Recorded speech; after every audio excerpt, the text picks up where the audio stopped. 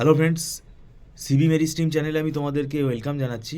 তোমরা যারা ম্যাকার্ড ইউনিভার্সিটি থেকে বিটেক পড়ছো এবং যারা 2026 সালে ফোর্থ সেমেস্টারে উঠবে, আমি বলবো দেখো তোমাদের থার্ড সেমেস্টারের পরীক্ষাটা তোমরা দিয়ে নাও। তোমাদের যেটা শুরু হবে 13ই মার্চ থেকে 25-26 তারিখ নাগাদ তোমাদের পরীক্ষা হয়তো হয়ে যাবে।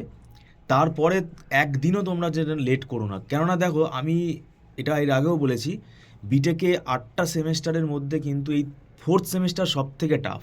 এবং এই বিটেক কম্পিউটার সায়েন্স বা আইটি নিয়ে যারা পড়ছো, এই ফোর্থ সেমেস্টারে তোমাদের কম্পালসারি পেপারের মধ্যে দেখো যে 3টে পেপার রয়েছে, অটোমাটা থিওরি রয়েছে, ডিসক্রিট ম্যাথামেটিক্স রয়েছে, আর design and analysis of algorithm রয়েছে। আমার কথা তোমরা মিলিয়ে নিও। এই 3টে সাবজেক্ট একা একা পড়ে বুঝতে পারলে ভালো, কিন্তু যারা বুঝতে পারছো না তারা কিন্তু মুশকিলে পড়বে। এবং মুশকিলটা কী হবে, যেহেতু সময় কম, তখন কিন্তু কোনো টিচারই তোমাদেরকে আর দায়িত্ব নেবে না। সেই জন্য আমরা বলছি যে তোমাদের এইটা বুঝতে অসুবিধা যদি হয়, তাহলে তোমরা কিন্তু পড়া শুরু করে দিও লেট না করে।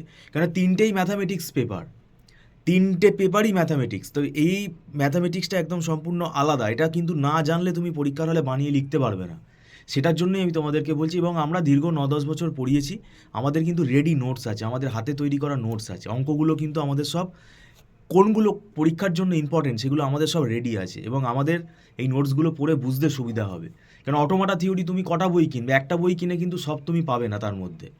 তো যাই হোক, তোমাদেরকে এটা আমি বললাম, এটা তোমরা যদি আগ্রহী থাকো অনলাইন টিউশনে, তোমরা এখন থেকে কথা বলে রাখতে পারো। Thank you so much.